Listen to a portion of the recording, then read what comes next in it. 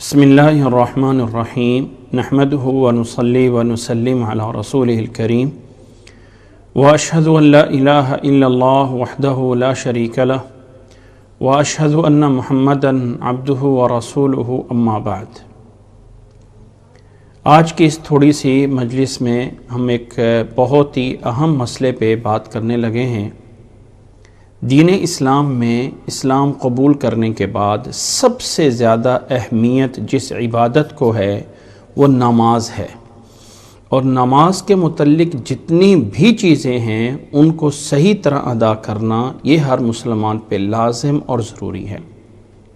آج کی اس گفتگو میں ہم اس بات پہ بات کر رہے ہیں کہ نماز پڑھتے وقت جو عموماً کرسی پہ بیٹھا جاتا ہے، چیئر پہ بیٹھا جاتا ہے، اس کی کیفیت کیا ہونی چاہیے، اور اس کے متعلق ہمیں اسلام کے اندر کیا چیزیں ہیں جن کے اوپر غور اور فکر کرنا چاہیے۔ سب سے پہلے میں اس چیز کے جو صحیح طریقہ ہے اس کو بیان کر دیتا ہوں،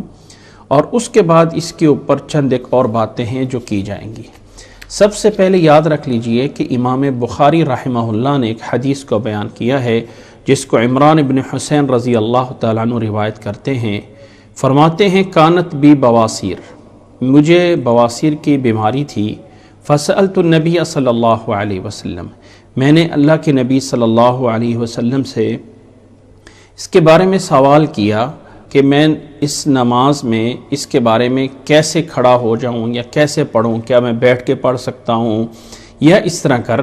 تو اللہ کے نبی صلی اللہ علیہ وسلم نے جواباً فرمایا تھا صلی قائما فإن لم تستطع فقاعدا فإن لم تستطع فعلى جنب، کہ کھڑے ہو کر نماز پڑھو، اگر کھڑے ہو کر پڑھنا ممکن نہ ہو تو بیٹھ کے پڑھ جاؤ، اور اگر بیٹھ کر پڑھنا بھی ممکن نہ ہو تو پھر لیٹ کر پڑھ لو۔ یہ اللہ کے نبی صلی اللہ علیہ وسلم کی حدیث امام بخاری رحمہ اللہ نے اس کو روایت کیا ہے۔ یاد رکھ لیں میرے بھائی کہ نماز کے اندر قیام کرنا یہ رکن ہے، فرض ہے، لازم ہے۔ اسی طرح نماز میں داخل ہونے کے لیے تکبیر تحریمہ کا کہنا اللہ اکبر، یہ بھی نماز کا ایک رکن ہے، اور اس رکن تکبیر تحریمہ کو ادا کیا جاتا ہے قیام کی حالت میں۔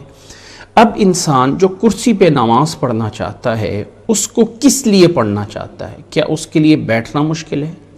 کیا اس کے لیے رکوع کرنا مشکل ہے؟ کیا اس کے لیے سجدہ کرنا مشکل ہے؟ کیا اس کے لیے قیام کرنا مشکل ہے؟ ان تمام چیزوں کو بنیاد بنا کے پھر جو ہے وہ نماز کے اندر جو ہمیں یعنی ضرورت ہے یا جس کی مجبوری ہے اس پہ بحث کی جائے۔ نماز، فرض نماز میں بات ہو رہی ہے فرض نماز کی، فرض نماز میں قیام فرض ہے، لازم ہے، ضروری ہے۔ اگر انسان قدرت کے باوجود، استطاعت کے باوجود بیٹھ کے نماز پڑھتا ہے تو اس کی نماز فرض نہیں ادا ہوگی، نفل ادا ہو جائیں گے۔ اس کے لیے پہلے نمبر پہ یہ ذہن رکھ لیں کہ جتنی ضرورت ہے انسان کو اتنا اس میں سے کمی کرے، اتنی رخصت ہے۔ اب اگر ایک انسان کھڑا ہونا اس کے لیے مشکل ہے لیکن رکوع اور سجدہ وہ اوریجنل حالت میں کر سکتا ہے تو اسے چاہیے کہ اوریجنل حالت میں ہی رکوع اور سجدہ کرے۔ اگر اس کے لیے بیٹھنا اوریجنل حالت میں ممکن ہے، زمین پہ بیٹھنا، تو وہ اسی طرح بیٹھ جائے۔ رکوع اور سجدہ وہ نہیں کر سکتا ہے تو وہ اشارے سے کر لے۔ الغرض جتنا اس کے لیے مشکل ہو اس پوائنٹ کو کیا جائے۔ اب ایک انسان جو ہے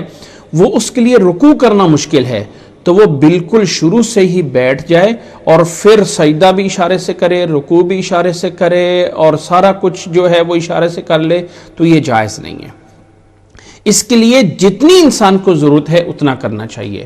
تو اس کے بارے میں نے چند ایک پوائنٹ بنائے ہیں، میں پوائنٹ وائز اپنی بات کو سمجھاتا ہوں۔ پہلے نمبر پہ تکبیر تحریمہ نماز کا ایک رکن ہے، اور اس کو کھڑے ہونے کی حالت میں ہی ادا کرنا چاہیے۔ اب ایک انسان معذور ہے، کھڑا نہیں ہو سکتا ہے، رکوع نہیں کر سکتا ہے، سجدہ نہیں کر سکتا ہے، بیٹھ نہیں سکتا ہے، لیکن اللہ اکبر کھڑے ہو کے کہہ سکتا ہے، تو اسے تکبیر تحریمہ لازمی کھڑے ہو کے کہنی ہے، بعد میں تکبیر تحریمہ کے بعد وہ بیٹھ جائے۔ یہ نہیں ہے کہ اسے جو ہے وہ کھڑا ہونا، یعنی جب انسان ایک ویل چیئر پہ آتا ہے جو کھڑا نہیں ہو سکتا ہے تو ٹھیک ہے وہ بیٹھا بیٹھا اللہ اکبر کہہ دے، لیکن جو انسان باقاعدہ چل کے آیا ہے اس کو گھٹنے میں تکلیف ہے یا یہ ہے تو اسے لازمی تکبیر تحریمہ کھڑے ہو کے اللہ اکبر کہنا، یہ رکن صحیح طرح ادا کرنا ہوگا۔ دوسرے نمبر پہ جو دوسری بات سمجھنے والی ہے کہ قیام فرض ہے، دوسرا پوائنٹ قیام فرض ہے۔ اب اس پہ اللہ اکبر کہہ کے ایک ہے کہ وہ بالکل ویل چیئر پہ آیا اور کھڑا ہو ہی نہیں سکتا ہے تو وہ ٹھیک ہے وہ بیٹھا بیٹھا اللہ اکبر کہہ لے، لیکن اگر وہ باقاعدہ چل کے آیا ہے اللہ اکبر کہنے کے بعد جتنی دیر وہ قیام کر سکتا ہے اتنا اسے قیام کرنا چاہیے، اس کے بعد بیٹھ جائے۔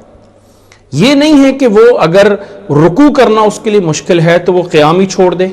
نہیں، پھر یہ ہے کہ ایک انسان سورۃ فاتحہ کھڑے ہو کے پڑھ سکتا ہے، باقی صورتیں نہیں پڑھ سکتا ہے تو وہ سورۃ فاتحہ کھڑے ہو کے پڑھ لے، باقی جب ٹائم آئے مشکل ہو جائے تو وہ بیٹھ جائے نیچے۔ نماز کے اندر اتنی حرکت کرنا یہ نماز کے منافی نہیں ہوگا، اس لیے نمبر ایک قیام کی حالت میں اگر تکبیر تحریمہ پڑھ سکتے ہیں تو اسے بیٹھ کر نہیں کہنا چاہیے، جائز نہیں ہوگا، فرض ادا نہیں ہوگا۔ نمبر دو، قیام اگر کر سکتا ہے تو اسے جو ہے وہ قیام پورا کرنا ہوگا، پھر رکوع اور سجدے کی حالت میں اپنی کرسی پہ یا زمین پہ بیٹھ جائے،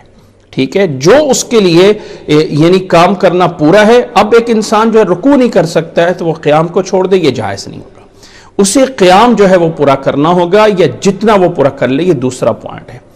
تیسرا پوائنٹ یہ سمجھ لینا چاہیے کہ قیام کے بعد آگے آتا ہے رکوع اور سجدہ۔ رکوع اور سجدہ انسان جو ہے وہ اگر وہ اس کے لیے رکوع اور سجدہ نہیں کر سکتا ہے تو وہ اشارے سے کرے گا، ادروائز اگر رکوع نہیں کر سکتا ہے سجدہ کر سکتا ہے تو سجدہ اوریجنل حالت میں کرے گا، رکوع جو ہے وہ اشارے سے کر دے۔ لیکن اگر اس کے لیے دونوں چیزیں مشکل ہیں تو پھر اسے رکوع بھی اپنے ہاتھ یہ کہاں رکھنے ہوں گے رکوع کرتے وقت؟ اپنے گھٹنوں کے اوپر، کیونکہ اوریجنل حالت میں رکوع میں دونوں ہاتھ گھٹنوں کے اوپر رکھے ہوتے ہیں، اور رکوع کی حالت میں وہ جھک جائے گا، جتنا اسے جتنا وہ جھک سکتا ہے جھکنے کی کوشش کرے۔ اس کے بعد سجدے کے لیے سجدہ جو ہے وہ رکوع سے زیادہ جھکا جائے گا، تو رکوع کی حالت میں تو ہاتھ گھٹنوں پہ تھے، سجدے کی حالت میں جو اوریجنل چیز ہے وہ یہ ہے کہ ہاتھ کانوں کے برابر ہوتے ہیں، تو انسان کو چاہیے کہ ہاتھوں کو کانوں کے برابر رکھ کے رکوع کی بنسبت زیادہ جو ہے وہ سجدے میں جھکنے کی کوشش کرے۔ ہاں اگر اس کے لیے یہاں ہاتھ رکھنا مشکل ہو رہا ہے، اس سے عاجز آ رہا ہے، تو تب اپنے ہاتھوں کو گھٹنوں پہ رکھ لے اور پھر جو ہے وہ سجدے کے لیے رکوع کی بنسبت زیادہ نیچے جو ہے وہ جھکے گا۔ یہ انسان کے لیے دوسری بات ذہن میں رکھ لیجئے، میں دوبارہ بتا رہا ہوں کہ کوئی چیز بھی جب انسان اوریجنل حالت میں کر سکتا ہے تو اسے لازمی اوریجنل حالت میں ہی کرنا چاہیے، یہ ہاتھوں کے بارے میں ذہن رکھ لیں۔ اب یہاں پہ جو ہماری کرسی ہوتی ہے، چیئر ہوتی ہے جس پہ بیٹھا جاتا ہے، تو وہ چیئر کا آگے والا حصہ خالی ہونا چاہیے، یعنی رکوع اور سجدے کے لیے عموماً ایک باہر چیئر ایسی لائی جاتی ہے کہ جس میں بیٹھنے کے آگے جو ہے وہ ایک ٹیبل سا بنا ہوتا ہے، وہ جو ٹیبل والی چیئر ہے اس کے ٹیبل کے اوپر ہاتھ رکھ کے رکوع کرنا یا اس کے ٹیبل کے اوپر ہاتھ رکھ کے سجدے میں جانا یہ جائز نہیں ہے، اس لیے کہ اصل یہ ہے کہ سجدہ زمین پہ کیا جائے، تو جب زمین میسر نہیں ہے تو انسان جتنا جھک سکتا ہے اسے جھکے، اس چیئر کے آگے ٹیبل کے اوپر سر رکھنا، یا بعض دفعہ لوگوں کو دیکھا گیا ہے کہ اس ٹیبل کے آگے والے حصے پہ تکیہ لگا کے رکھ دیتے ہیں، کوئی نرم چیز، اور اس کے اوپر سجدہ کر رہے ہوتے ہیں، یہ جائز نہیں ہے۔ ہاتھوں کو کانوں کے برابر رکھ لیں یا اپنے گھٹنوں کے اوپر رکھ کر سجدے کی حالت میں جھکیں،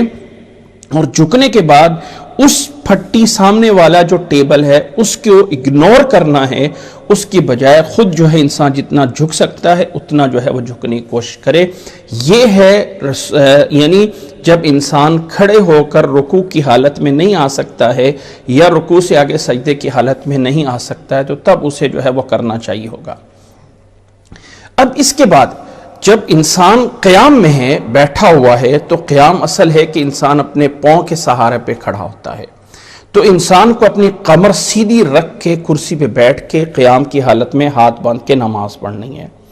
ہاں اگر وہ سیدھی حالت میں اسے تکلیف ہو رہی ہے اور سیدھا نہیں ہو سکتا ہے تو تب جا کے وہ ٹیک لگائے گا، جس چیز پہ بھی پیچھے چیئر پہ ٹیک لگانی ہے۔ قیام کی حالت میں اور بیٹھنے کی حالت میں جو بھی کیفیت ہے، جس کرسی پہ وہ بیٹھ کے نماز پڑھ رہا ہے، اس کو جتنا اوریجنل کے قریب کیا جائے اتنا ہی کرنا ہے۔ انسان اپنی جو پیٹھ ہے اس کو سیدھا رکھ کے کرسی کے اوپر سہارا لیے بغیر، اس کی ٹیک لگائے بغیر اسے قیام کی حالت میں اس طرح کر کے جو ہے وہ نماز جو ہے وہ ادا کرنا ہوتی ہے۔ اگلی بات یہ سمجھ لیں کہ کرسی کو رکھنا کہاں پہ ہے۔ جب جماعت کھڑی ہوتی ہے تو جماعت کے لازمی حصہ یہ ہے کہ اس صفوں کو ایک ساتھ ملایا جائے